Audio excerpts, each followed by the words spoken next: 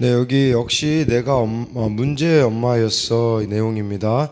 저는 아이들을 데리고 지방의 교육 1번지라고 불리는 서울 한복판으로 올라와 그곳에 거류민이 되었음에도 한동안 적응하지 못했습니다. 이 땅에 잠시 거하는 나그네 인생임을 알지 못한 채 아이들이 얼마나 잘할 수 있을까만 걱정했기 때문입니다. 그럼에도 모태신앙인인 아이들은 신앙생활을 잘하며 건강히 자라주는 듯 했습니다. 그러다 어느 날 사춘기가 된 아들에 대한 기대가 무너지고 저의 이기적인 속내가 드러나는 일이 생겼습니다. 운동을 좋아하는 아들은 학교 체육대회에서 때마다 늘 계주 선수로 뽑혔습니다. 그런데 중3 때 대회를 앞두고 반별 계주 예선을 치르는데 아들이 반티만 입고 체육복을 입지 않았다는 이유로 뛰지 못하게 되었습니다. 이를 받아들이지 못한 아들은 선생님께 거칠게 항의하다가 심한 언행으로 결국 선도위원회에 불려갔습니다. 저도 그 자리에 서게 되어 선생님들께 큰 질책을 들었습니다. 난생 처음 겪는 일에 몸둘 바를 몰랐지만 아들을 잘못 양육한 제 책임이라며 선생님들께 정중히 사과를 드리고 선처를 구했습니다. 그런데 징계 결과는 반임원직 박탈과 3일간 학교 출석 정지였습니다. 순간 저는 억울한 마음이 들면서 징계 결과를 수용하기 어려웠습니다. 그러다가 주님이 왜 이런 결과를 주셨을까를 생각하며 저 자신을 돌아보게 되었습니다. 오늘 말씀에서 베드로는 모든 인간 제도를 주를 위하여 순종하라고 하는데 저는 불만과 억울한 마음이 가득했습니다. 아들의 악행을 마땅히 징계한 선생님들을 까다롭고 부당하다고 여겼습니다. 죄가 있어 마땅히 매를 맞는 상황에서 제가 먼저 깨닫고 회개해야 하는데 본을 끼치고 믿는 부모의 자취를 따라오게 하기는커녕 오히려 제가 속으로 맞대어 욕하는 심정으로 나아간 것입니다. 아들이 문제가 아니라 역시 제가 문제 엄마였습니다. 지나고 보니 아들의 생활기록부에 남은 징계 기록은 자녀를 우상 삼아 자랑하려는 저의 교만과 세상 욕심을 늘 보고 회개하는 죄패로 여겨집니다. 아들의 징계 사건으로 예수 그리스도만이 저의 목자와 감독 되심을 기억할 수 있게 하신 하나님께 감사를 드립니다. 적용하기: 저의 거룩을 위해 수고한 아들에게 고마움을 전하며 아들에 대한 불안이 올라오면 바로 기도하겠습니다. 교회 소그룹 모임에서 지체들의 자녀 이름을 기억하며 기도하겠습니다.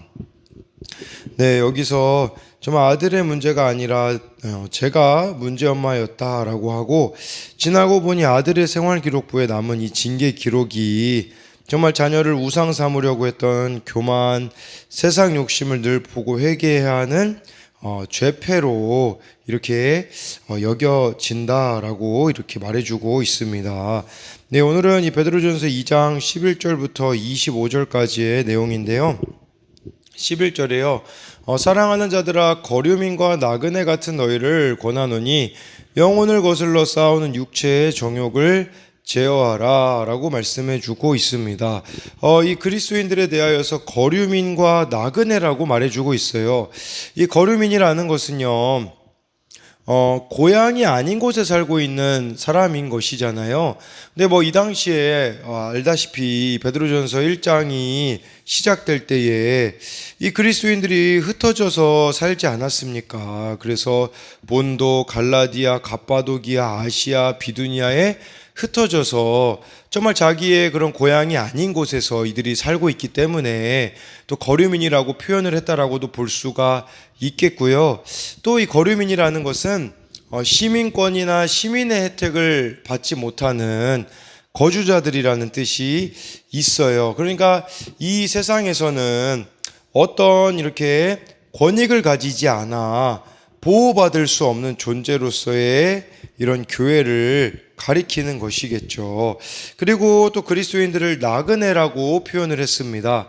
나그네라는 것은 본향이 아닌 세상에 거주하고 있는 것이겠죠. 그러니까 우리의 신분이 세상에 속하지 않은 나그네 신분이라는 겁니다. 그렇기 때문에 해야 되는 게 있어요. 바로 세상의 정욕을 따르지 말아야 된다라는 겁니다. 그것이 바로 영혼을 거슬러 쌓은 육체의 정욕을 제어하라 라고 이렇게 말씀해 주고 있습니다. 그러니까 이 정욕을, 세상의 정욕과 영혼을 이렇게 거슬러 싸우는 육체의 정욕을 제어하라고 하는데, 영혼이라는 것은 사실은 여러분들 보이지 않는 것이겠죠. 그러니까 우리 안에 끊임없는 내적인 싸움이 있다라는 겁니다. 정말 이 세상 가치관과 하나님 나라 가치관 가운데 싸우는 그런 것들도 될 수가 있겠고요. 또 우리의 이런 내면의 죄를 우리가 끊임없이 싸워내야 한다라는 것을 말씀해 주고 있습니다. 그래서 여기 나와 있는 적용 질문처럼 정말 내가 제어해야 할 육체의 정욕은 무엇입니까? 이거를 생각해 봐야 되는 거죠. 12절에 너희가 이방인 중에서 행실을 선하게 가져 너희를 악행한다고 비방하는 자들로 하여금 너희 선한 일을 보고 오시는 날에 하나님께 영광을 돌리게 하려 함이라 라고 해가지고요. 이 이방인 중에서 행실을 선하게 가져야 된다라고 말씀해 주고 있어요. 그리고 악행한다고 비방하는 자들이, 그러니까 그리스도인들에게 악행한다고 이렇게 말하는 자들이 있었던 것이죠. 예를 들면 성찬식 같은 것을 이렇게 인간의 피와 살을 먹는다, 식인종이다, 막 이런 식으로 그리스도인들을 취급했던 그런 참 오해들과 여러 가지들이 있었었거든요. 그런데 그 가운데서도 행실을 선하게 가져야 된다라고 말씀해 주고 있습니다. 왜 그러냐면 그들 또한 구원의 대상이기 때문이라는 겁니다. 이렇게 그리스도인들이 다른 삶을 살 때에, 구별된 삶을 살 때에 이방인들에게도 선한 영향력을 끼쳐짐으로써 그들이 하나님께 영광을 돌리는, 회개하고 돌아오는 일들이 일어나야 한다라는 것을 말씀해 주고 있는 것이죠. 그렇다면 우리들에게 있어서 가장 큰 선한 행실은 무엇이겠습니까? 정말 십자가 지는 순종을 하면서 살아가는 것이 아니겠습니까? 그래서 여기 나와 있는 것처럼 요즘 나를 비방하고 미워하는 사람이 있습니까? 그 사람에게 어떻게 선한 행실을 보이겠습니까? 13절에 인간의 모든 제도를 주를 위하여 순종하되 혹은 위에 있는 왕이나, 14절에 혹은 그가 악행하는 자를 징벌하고 선행하는 자를 포상하기 위하여 보낸 총독에게 하라 라고 말씀해 주고 있습니다. 질서에 순종하라 라고 이렇게 말씀해 주고 있어요. 이 당시 그리스도인들에겐 참 받아들이기 힘든 부분이었을 겁니다. 왜냐하면 네로 황제가 집권할 때였거든요. 네로 황제가 얼마나 많이 기독교인들을 핍박했습니까? 그러나 그 가운데 순종하라고 하는 것은 참 쉽지 않았던 것이에요. 근데 여기서 이 순종이라는 것도 중요한 것은요, 주를 위하여 하라고 말씀해 주고 있습니다.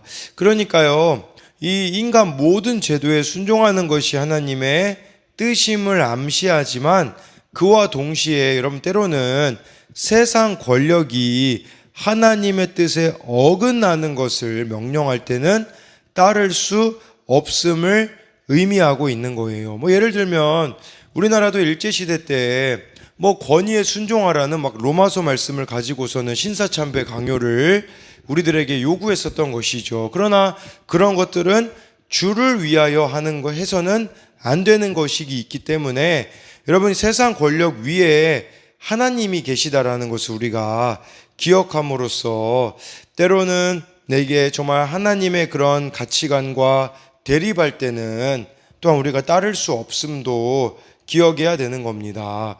그래서 내가 가정이나 직장, 교회에서 순종해야 할 관계 질서가 있다면 무엇이 있겠습니까? 15절에 곧 선행으로 어리석은 사람들의 무식한 말을 막으시는 것이라. 우리나라 말로는 번역이 안 된 부분이 있어요. 그 원어로 보면 하나님의 뜻은 이라는 단어예요. 그러니까 곧 하나님의 뜻은 선행으로 어리석은 자들의 무식한 말을 막으시는 것이다 라고 해서 정말 선행 앞에 하나님의 뜻이라는 단어가 들어가야 합니다. 그래서 하나님이 우리를 향한 뜻은 선행으로 어리석은 자들을. 그러니까 우리가 누가 우리에게 막 무식한 말을 하고 악행을 저지르면 그냥 우리의 본성이 막 그거에 대하여서 그냥 우리도 똑같이 대응하고 싶은 마음이 들지 않습니까? 거기에 대하여서 선행으로 대응하는 것이 하나님의 뜻이라는 것을 말씀해 주고 있어요. 16절에 너희는 자유가 있으나 그 자유로 악을 가리는 데 쓰지 말고 오직 하나님의 종과 같이 하라라고 해서요. 성도의 자유는 하나님 뜻 안에 질서에 순종하는 모습으로 나타나야 된다라는 겁니다. 근데 막 이 세상에서는 좀 잘못된 자유를 이야기하여서 내가 원하는 대로 살아가는 것이 자유라고 말하잖아요. 그래서 욜로족이라는 말도 있지 않습니까? You only live once. 이 세상에서 한 번만 살기 때문에 내 마음대로 살아도 된다라고 세상은 자유를 그렇게 말하는 것이죠. 근데 이것은요, 자유가 아니라 방종일 뿐이라는 것입니다. 그래서 이 자유를 어떻게 사용해야 되냐면 하나님의 종과 같이 사용해야 된다라고, 하나님 안에 있는 자유가 진정한 자유가 아니겠습니까? 진리를 알지니 진리가 너희를 자유케 하리라 요한복음에 나와 있지 않습니까? 그러니까 이 자유는요, 진리 안에서 정말 말씀대로 살아가는 것이 진정한 우리들에게 자유를 가져다 준다라는 것이죠. 그리고 여기서 이 자유를 악을 가리는 데 쓰지 말라고 하는데, 이 악을 가리는 데라는 이 단어를 원어로 보면 악의 덮개, 악의 베일로 취하지 말라는 거예요. 그러니까 이 자유라는 것이 정욕을 충족시키는 데 통로가 될 때에 그것은 본질과 취지는 더럽혀진다라는 것을 잊어서는 안 된다라는 것을 말씀해 주고 있습니다. 그래서 진정한 자유를 바울은 로마서 6장 11절부터 13절에 이렇게 표현해 주고 있어요.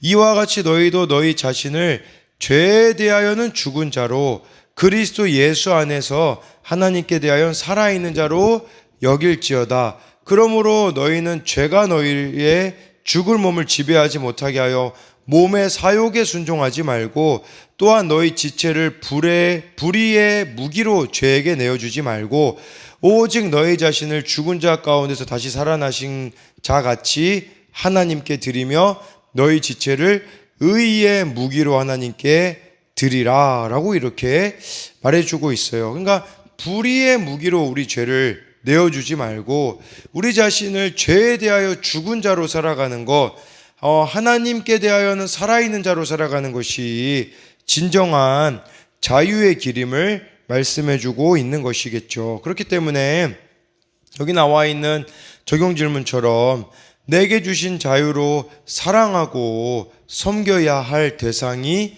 누가 있습니까? 17절에요. 무사람을 공경하며 형제를 사랑하며 하나님을 두려워하며 왕을 존대하라 라고 이렇게 말씀해 주고 있습니다. 그래서요, 27절은 정말 우리가 하나님의 종으로 살기로 작정하였다면 하나님을 기쁘시게 하는데 이 자유를 사용해야 된다라는 거예요.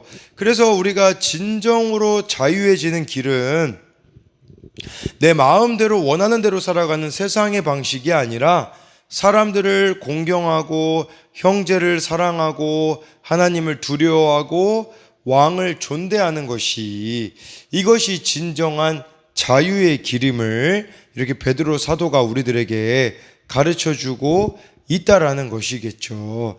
18절에요. 사환들아 범사에 두려워함으로 주인들에게 순종하되 선하고 관용하는 자들에게만 아니라 또한 까다로운 자들에게도 그리하라 라고 해가지고요. 그 당시 대부분 그리스도인들의 출신이 노예였습니다. 노예. 그러니까 수많은 노예들이 그리스도인이었거든요. 그래서 그 그리스도인들이 주인들에게 이렇게 순종해야 된다라는 것을. 근데 주인들 중에서요, 뭐 잘해주는 주인, 선하고 관용하는 그런 주인들이 있었겠죠. 근데 반대로 까다로운 자들도 있었던 것이에요. 이 까다로운 자들이라는 단어는 이 원형이요, 구부러진, 삐뚤어진이라는 의미가 있거든요. 그러니까 주인들 중에 막 부정하고 마음이 삐뚤어지고 성을 잘 내고 사악한 자들에게도 이렇게 순종해야 된다라고 말씀해주고 있는 거예요. 그러니까 베드로는 악하고 패역함에 순종하라는 것이 아니라 단지 그 사람을 주인으로 인정하고 순종하라고 권면한 것이겠죠. 이걸 한 차원 더 확대시켜 보자면, 여러분, 우리 주변에도 이렇게 까다로운 자들에게도 정말 우리가 그 가운데 순종하는 모습을 보여 주어야 한다라는 것을 말씀해 주고 있어요. 그러면서 이렇게 우리가 19절에 보면요, 부당하게 고난을 받아도 하나님을 생각함으로 슬픔을 참으면 이는 아름다우나 라고 해가지고요. 20절까지 보면요, 죄가 있어 매를 맞고 참으면 무슨 칭찬이 있으리요. 그러나 선을 행함으로 고난을 받고 참으면 이는 하나님 앞에 아름다우니라 라고 말씀해 주고 있어요. 그러니까 못된 주인에게 무례하고 부당한 대우를 받을지라도 하나님 때문에 인내해야 된다 라고 말씀해 주고 있어요. 그러니까 막 억울한 일 당하고 고난이 있을 때 우리가 하나님을 생각함으로써 이것을 참아내야 된다라는 것이겠죠. 그런데 20절 말씀처럼 주인에게 막 부당한 대우를 받는 게 내가 막 죄가 있기 때문에 그렇다면 그것은 하나님하고 아무런 관계가 없다라는 것이겠죠. 그러니까 그리스도인들은 죄 때문에 매를 맞을 때 참는 자가 아니라 선을 행함으로 고난을 받을 때 참는 자가 되어야 한다라는 것을 말씀해 주고 있습니다. 21절에 이를 위하여 너희가 부르심을 받았으니 그리스도도 너희를 위하여 고난을 받으사 너희에게 본을 끼쳐 그 자취를 따라오게 하려 하셨느니라. 22절에 그는 죄를 범하지 아니하시고 그 입에 거짓도 없으시며, 이 두 절을 먼저 보면요, 예수님이 고난 당하셨잖아요. 근데 그 고난은 예수님이 죄를 본인이 지으셨기 때문에 고난 당하신 게 아니잖아요. 왜 예수님이 고난을 당하셨습니까? 바로 우리들을 구원하기 위하였다라는 거죠. 여러분들도 고난에 대해서 이런 관점을 가지셔야 돼요. 우리도 이 고난이라는 것이 구원을 이루기 위한 것이라는 것을 여러분들이 알아야 된다라는 것이겠죠. 이 구원은 여러분 고난이 있을 때 이걸 통하여서 내가 또 구원받기 위함이구나 라는 의미도 있겠지만, 정말 여러분들을 또 이렇게 힘들게 하는 대상들에 대하여서도 구원을 이루기 위한 것이기 때문에 여러분 그 가운데 예수님이 구원을 위하여서 정말 이 수치와 모욕을 받으셨잖아요. 우리도 이 구원을 이루려면 때로는 누군가에게 수치당하는 일이 있을 겁니다. 모욕당하는 일이 있을 거예요. 그때 여러분들이 비참하다고만 생각하지 마시고 예수님을 생각하셔야 돼요. 예수님이 수치와 모욕당하신 것은 나의 구원 때문이었지, 지금 나에게도 이런 수치와 모욕이 있는 것은 정말 저들을 향한 구원이라는 하나님의 뜻이 있음을 믿으셔야 된다라는 것을 말씀해 주고 있어요. 여러분, 성령 충만은요, 갈등 충만입니다. 정말 여러분들이 성령으로 충만하며 살아갈 때에 참 많은 갈등들이 있을 거예요. 근데 그 갈등 속에서 정말 예수님을 본으로 삼아 그 자취를 따르는 결정들을 여러분들이 해야 한다라는 것이겠죠. 지금 여러분들에게 이렇게 참 수치와 모욕을 주고 힘들게 하는 사람이 있다면 누가 있겠습니까? 그 사람의 구원을 위한 것임을 우리가 봐야 하는 것입니다. 23절에 욕을 당하시되 맞대어 욕하지 아니하시고 고난을 당하시되 위협하지 아니하시고 오직 공의로 심판하는 이에게 부탁하시며 해서요, 예수님은 그 고난을 하나님의 심판에 맡기고 죽기까지 복종하셨다라는 거예요. 마찬가지로 여러분들도요, 심판자가 되셔서는 안 됩니다. 내가 막 심판자가 되어서 옳고 그름을 따지고 판단하는 게 아니라 하나님께 모든 것들을 여러분들이 맡겨 드려야 한다라는 것이에요. 24절에 친히 나무에 달려 그 몸으로 우리 죄를 담당하셨으니 이는 우리로 죄에 대하여 죽고 의에 대하여 살게 하려 하심이라.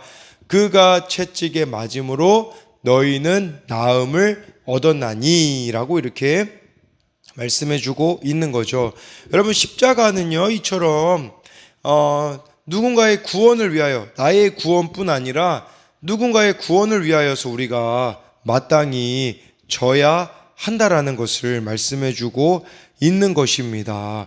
그러니까 여러분들 가운데 참 고난이 있을 때 그 고난이 결국 십자가가 아니겠습니까? 십자가가 주어진다라는 것은 구원을 이루기 위한 하나님의 뜻이라는 것을 기억하셔야 돼요. 그렇기 때문에 여러분들의 인생에 고난이 찾아왔을 때, 구원을 위한 하나님의 뜻이 여기 숨겨져 있구나, 이렇게 생각함으로써 여러분들이 모든 것을 주님께 맡기고 나아갈 때요, 그때 여러분들에게 어떤 일이 벌어지냐면, 여러분들이 주님의 보호하심을 경험할 수 있을 뿐 아니라 너희는 나음을 얻었나니, 그가 채찍에 맞음으로 너희는 나음을 얻었나니 라는 것은 정말 이건 예수님께서 우리들을 향하여서 보여주셨던 모습이라고도 볼 수 있겠지만, 여러분들이 채찍에 맞는 것과 같은 고난을 잘 견뎌낼 때에 나음을 얻을 수 있어요.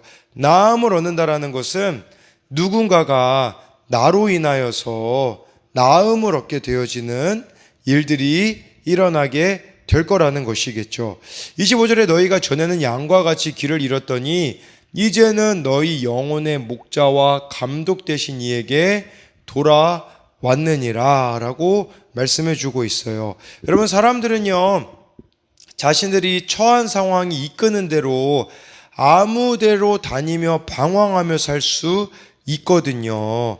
그러나 이제는 예수님을 여러분들의 목자로 두고 그분의 음성을 들으며 살아가야 한다라는 거예요. 여러분, 양은요, 시력이 너무 나빠가지고요, 한 치 앞도 못 봅니다. 그러면 여러분, 양이 목자를 어떻게 알아보는 줄 압니까? 목자의 음성을 듣고 목자를 따라가는 존재가 양인 거예요.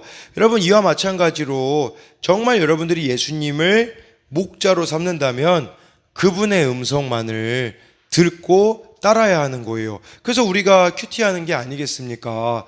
오늘 목자 되신 예수님이 뭐라고 말씀하시지? 그리고 그 말씀 가운데 거기에만 반응을 하는 겁니다. 그래서 정말 마지막으로 적용 질문은, 늘 목자 되시는 예수님의 말씀을 듣고 거기에만 반응하며 여러분들이 살아가고 있습니까? 그래서 오늘 어떤 일이 있을지 몰라요. 여러분, 무슨 일이 있을 때 다시 오늘 말씀을 한번 읽어보세요. 오늘 말씀에서 목자 되시는 우리 예수님이 뭐라고 말씀하셨지 하며 정말 이 가운데 거기에만 반응하며 순종하며 살아가는 여러분들이 되시기를 소망합니다.